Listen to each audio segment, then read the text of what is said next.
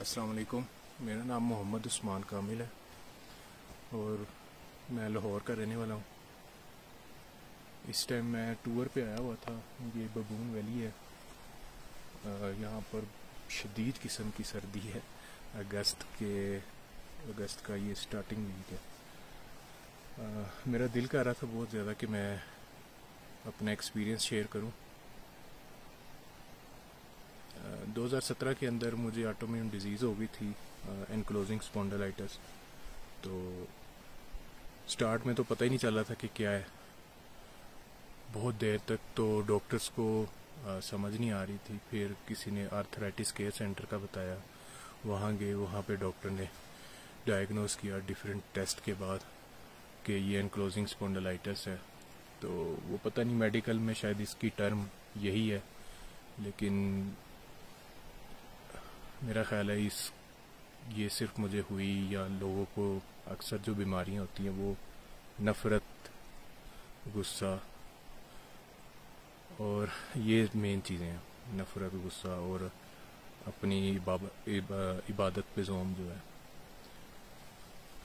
तो उसके बाद काफ़ी दुआएं वगैरह चलती रहीं, काफ़ी टोटके हर तरह के आजमाए। लेकिन इंटरनेट पे मैं सर्च कर रहा था तो इंटरनेट पे यही है और अभी तक यही है कि मेडिकल साइंस में इसका कोई इलाज नहीं है। फिर मेरा एक दोस्त है, उसके वालिद ने मुझे पैगाम भिजवाया कि आप 30 दिन तक सूरह रहमान सुबह दोपहर शाम पढ़ें। उसको आपने पढ़ना है 30 दिन तक। तो अल्लाह ताला मुख्तलिफ तरीक़ों से मैसेज भिजवाता है, बंदे को समझ आए ना आए। तो वो जैसे ही मेरे दिमाग में एकदम सूरह रहमान का 30 दिन तक पढ़ना आया, तो एकदम से मेरे अल्लाह ताला ने याद करवाया कि मैं शायद मैट्रिक में था या पता नहीं किस, यानी काफ़ी छोटा था, तो शायद 8th में था। उस टाइम PTV पर मैंने एक प्रोग्राम देखा था जिसमें मुख्तलिफ मरीज़, कैंसर के, एड्स के, ऐसी बीमारियों में मुब्तला मरीज़ जो लाइलाज हैं अभी भी मेडिकल साइंस के मुताबिक, उन्होंने 7 दिन जो है वो सूरह रहमान सुनी और उसके बाद अल्लाह पाक ने उनको शफा दी। तो एकदम अल्लाह पाक ने याद करवाया। मैंने इंटरनेट पे सर्च किया इस चीज़ को, तो मुझे सूरह रहमान की कई वीडियोस मिली, उसका मेथड मिला।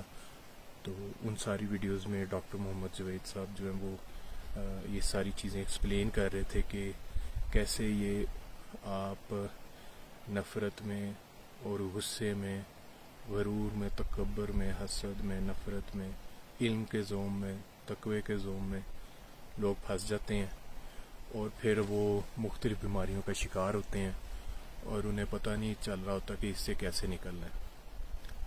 तो अल्लाह ताला हुकूकुल्लाह तो माफ़ कर देता है, हुकूकुल बाद में जो है लोगों ने एक दूसरे को खुद ही पकड़ा होता है।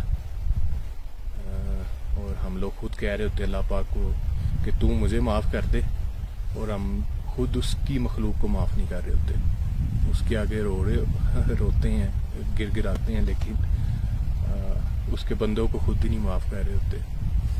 तो मेरा भी कुछ इसी तरह था सिलसिला। नफ़रत बहुत ज़्यादा थी अपने खून से। तो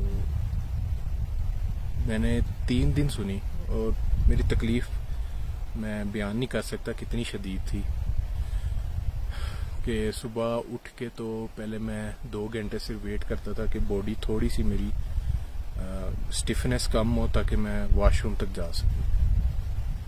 तो ये मैंने सिर्फ एक चीज़ बताई है, बाकी मैं डिटेल अभी नहीं बता रहा। तो मैंने पहले 3 दिन सुनी सूरह रहमान, सबको माफ़ करके, दिल साफ करके, टोटल सरेंडर होकर, शर्मिंदा होकर, तो बिल्कुल ज़ीरो होकर उसके सामने पेश हुआ। खुद फंसा हुआ था, तो जब ये सुना कि सबको माफ़ करना है, दिल साफ करना है, तो ये मसला ही नहीं था। ऐसे किया क्योंकि खुद फंसा हुआ था। तो दिल एकदम ऐसे हल्का हो जाता है कि इसको मैं اپنی ٹرم میں اس طرح بتاتا ہوں کہ جیسے کوئی 70 یا 80 ہاتھی جو ہوں وہ آپ کی چیسٹ کے اوپر کھڑے ہوں اور وہ ایک دم سے غائب ہو جائیں. تو جب آپ دعا کر رہے ہوتے ہیں تو یہ بھی ایگزیکٹلی اسی طرح کا میرا ایکسپیرینس تھا. ایک جو ویٹ تھا، ایک بوجھ تھا، وہ ایک دم سے دل سے غائب ہو گیا اور اتنا ہلکا دل ہو گیا جس کی کوئی حد نہیں. پہلے 3 دنوں میں ہی، بلکہ پہلے 3 کیا پہلی دعا کے بعد ہی آپ اس چیز کا ایکسپیرینس کر لیتے ہیں. مین سورہ رحمان نے بھی آپ کو ٹھیک نہیں کرنا، سورہ رحمان والے نے ٹھیک کرنا ہے. اور وہ جو پروسیس ہوتا ہے وہ مین یہی ہے کہ آپ معاف کریں سب کو، دل صاف کریں، اللہ کی مخلوق سے پیار کریں، اللہ کی خاطر سب کو معاف کریں. اور یہ بلکہ اس کو دعا دیں. آپ کا جو بھی قریبی رشتہ دار، اکثر لوگ اپنے قریبی رشتہ داروں سے ہی غصے میں، نفرت میں ہوتے ہیں. تو اس کے بعد الحمدللہ میں ٹھیک ہو گیا. ڈاکٹرز مجھے کہتے رہے کہ دوائی کھا لو، دوائی کھا لو، یہ ٹیمپرری ہے یا کچھ ہے. تو آج میں ببون ویلی میں ہوں. اس سے پہلے رتی گلی میں تھا، اس سے پہلے ارنکیل میں تھا. اور الحمدللہ میں بہت زیادہ مجھے شوق ہے ٹور کرنے کا. تو میں اس طرح کی چیزوں، اس طرح کے مقامات پر میں جاتا رہتا ہوں ہائکنگ کر کے. تو یہ ببون ویلی ہے. میرا بس دل کر رہا تھا یہ ایکسپیرینس شیئر کرنے کا. الحمدللہ اس کے بعد سپورٹس بھی میری اسی طرح جاری رہی، سب کچھ الحمدللہ. تو جو یہ سن رہے ہیں، وہ جو پھنسے ہوئے ہیں، وہ پلیز معاف کریں. اس میں اللہ تعالیٰ کا کوئی فائدہ نہیں ہے نہ ہم اس کو کسی طرح کا کوئی فائدہ پہنچا سکتے ہیں. اس میں صرف اور صرف اگر فائدہ ملنا ہے تو وہ ہمیں ہی فائدہ ملنا ہے، خود اپنی ذات کو فائدہ ملنا ہے. تو میں یہ آپ سے کہوں گا کہ آپ معاف کریں، دل صاف کریں اپنا. آپ پھر جس بھی مسئلے میں پھنسے ہیں، اللہ پاک آپ کو اس مسئلے سے نکالے. تو صبح دوپہر شام 7 دن قاری عبدالباسط جو مصر کے قاری تھے، بغیر ترجمے کے 20 منٹ کی تلاوت ہے.